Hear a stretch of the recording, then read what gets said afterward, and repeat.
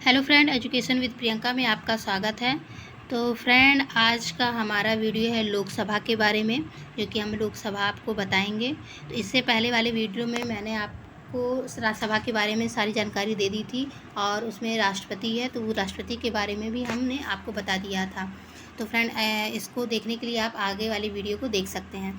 तो फ्रेंड, आज हम आपको बताएंगे लोकसभा क्या होते हैं। तो यहाँ पे देखिए, जो लोकसभा है वो आर्टिकल 81 में आता है। अध्यक्ष या उपाध्यक्ष दोनों लोकसभा सदस्य होते हैं। लोकसभा में जो अध्यक्ष और उपाध्यक्ष होते हैं, दोनों लोकसभा के सदस्य होने चाहिए। उसमें प्रोटेम स्पीकर होता है। तो प्रोटेम स्पीकर क्या होता है? निर्वाचित लोकसभा सदस्यों की अध्यक्षता के लिए राष्ट्रपति प्रोटेम स्पीकर की नियुक्ति करता है।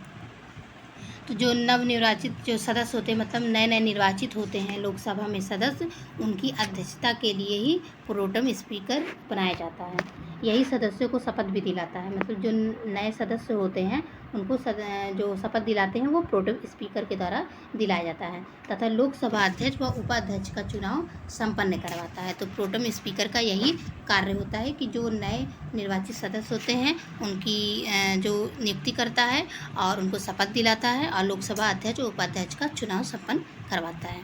तो चलिए आगे देखते हैं। तो फ्रेंड, यहाँ पे देखिए, यहाँ पे लोकसभा की कौन कौन सी शक्तियाँ हैं, तो यहाँ पे जानेंगे। तो यहाँ पे धन विधेयक, जो कि अनुच्छेद 110 में है, वह विधेयक जो किसी भी प्रकार से संचित निधि पर प्रकाश डाले वो धन विधेयक कहलाता है। तो आगे यह देखते हैं, कोई विधेयक धन विधेयक है कि नहीं, इसका निर्णय लोकसभा अध्यक्ष करता है। तो उसमें जो इसका निर्णय होता है वो लोकसभा अध्यक्ष करता है कि कोई विधेयक धन विधेयक है कि नहीं है। अगला है, राष्ट्रपति की पूर्व अनुमति से इस विधेयक को लोकसभा में प्रस्तुत किया जाता है, जिस पर पूर्ण अधिकार केवल लोकसभा का होता है। मतलब राष्ट्रपति की अनुमति, पहले राष्ट्रपति की अनुमति ली जाती है, उसके बाद से यहाँ पे देखिए, सबसे पहले राष्ट्रपति के अनुमति से पूर्व जो धन विधेयक होता है लोकसभा में प्रस्तुत किया जाता है, और जिसका अधिकार पूरा अधिकार होता है लोकसभा का। तो चलिए आगे चलते हैं। आगे है यहाँ पे, राज्यसभा के पास केवल 14 दिन के लिए यह विधेयक भेजा जाता है, जिसके निर्णय से विधेयक पर कोई प्रभाव नहीं पड़ता है। जो कि ये राज्यसभा में जो पास करने के लिए 14 दिन के लिए विधेयक भेजा जाता है। यहाँ पे देखिए, दो निधियाँ हैं, एक संचित निधि है, एक आकस्मिक निधि है। तो ये कई बार क्वेश्चन पूछा जाता है कि संचित निधि क्या होते हैं और आकस्मिक निधि क्या होते हैं, उसके आर्टिकल ज़्यादा पूछते हैं। तो यहाँ पे देखिए, पहला संचित निधि है, वो अनुच्छेद 266 में है, वो संसद की अनुमति के द्वारा पारित होता है।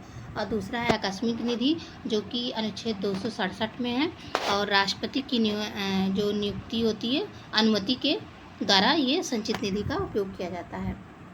अगला है विनियोग विधेयक, जो कि अनुच्छेद 114 में है। विनियोग विधेयक अनुच्छेद 114, और जो चौथा है वित्त विधेयक, वो है अनुच्छेद 117 में। तो इसमें ज़्यादातर अनुच्छेद पूछा है कि अनुच्छेद किस किस में है ये। तो यहाँ पे देखिए, नोट देखते हैं कि क्या है। संचित निधि से धन निकालने के लिए संसद की अनुमति मिलनी चाहिए। तो जब संचित निधि से अगर धन निकालना है तो उन्हें संसद की अनुमति लेनी पड़ती है। अगला है, आकस्मिक निधि से धन निकालने के लिए राष्ट्रपति की अनुमति चाहिए। तो यहाँ पे देखिए, मैंने शॉर्टकट में लिखा हुआ है कि राष्ट्रपति की अनुमति। तो यहाँ पे देखिए, आकस्मिक निधि निकालने के लिए धन निकालने के लिए राष्ट्रपति की अनुमति होना अनिवार्य होता है।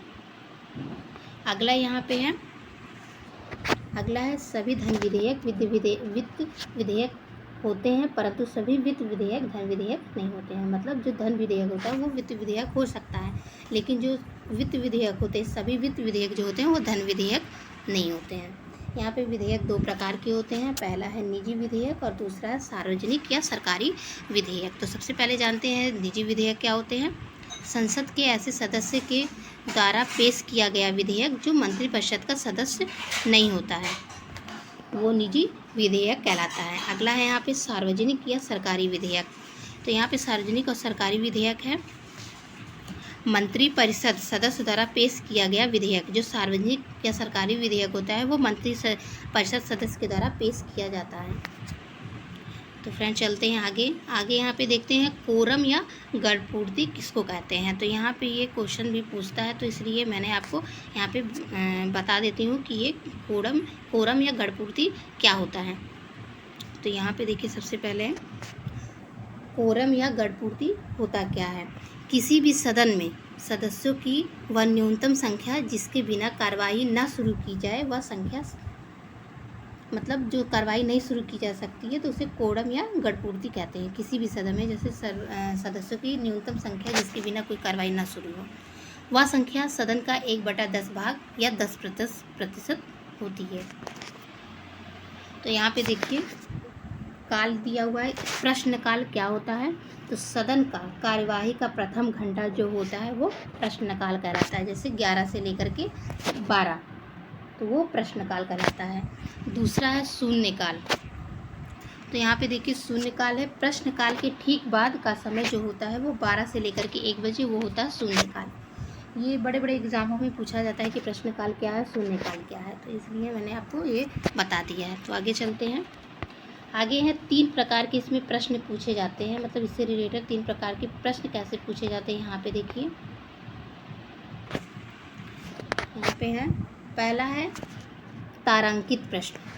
तो तारांकित प्रश्न क्या होता है, मौलिक प्रश्न जिसके जवाब भी मौलिक चाहिए हो, इनके जवाब से संतुष्ट न होने पर पूरक प्रश्न पूछे जा सकते हैं।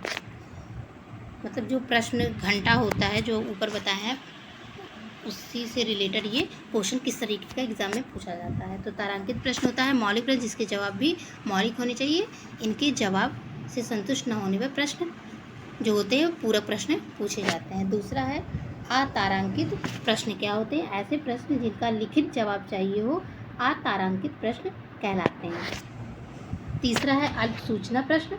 तो अविलंबनीय महत्व के प्रश्न जिन्हें तुरंत सूचित करके पूछा जाता है वो अल्प सूचना प्रश्न कहलाते हैं। यहाँ पे जो मैंने आपको बताया है कि प्रश्नकाल क्या होता है, तो ये इसी से रिलेटेड 3 प्रश्न पूछे जाते हैं कि तारांकित प्रश्न क्या होते हैं, अतारांकित प्रश्न और अल्प सूचना प्रश्न क्या होते हैं। तो चलिए आगे चलते हैं। यहाँ पे देखिए अनुच्छेद 101 या 102 क्या होता है, दोनों सदनों की जो अयोग्यता के बारे में अनुच्छेद 101 और 102 में इसमें दर्शाया गया है। आगे चलते हैं। यहाँ पे अविश्वास प्रस्ताव क्या होता है, तो यहाँ पे जानते हैं जो कि आर्टिकल 198 में दिया गया है कि अविश्वास प्रश्न क्या होता है। तो मुख्य विपक्षी दल के नेता द्वारा उस स्थिति में लोकसभा में प्रस्तुत किया जाता है यदि विपक्ष को लगे कि सरकार को विश्वास प्राप्त नहीं है, तब अविश्वास प्रस्ताव को पारित किया जाता है।